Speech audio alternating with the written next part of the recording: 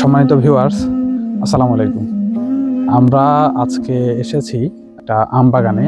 তো এখানে আমার সাথে আছেন আমার এক ছোট ভাই মোহাম্মদ ফয়সাল আহমেদ, যে ঢাকায় পড়াশোনা করেন।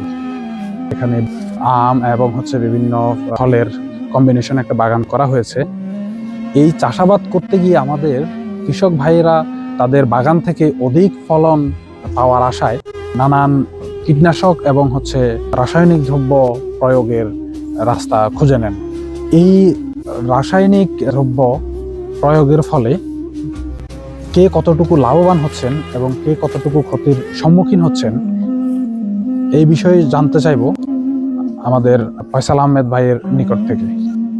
আসলে কৃষকরা যখন অধিক ফলনের আশায় তাদের বাগানে রাসায়নিক দ্রব্যাদি কিংবা সার ব্যবহার করে থাকেন, তখন তাদের মূল খরচের সাথে অতিরিক্ত কিছু অর্থ যুক্ত হয়।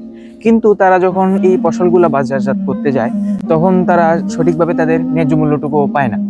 তাহলে এই তাদের যে অধিক ফলনের আশায় অতিরিক্ত যে অর্থটুকু খরচ হয়, তা আমি সম্পূর্ণ বৃথা বলে মনে করি।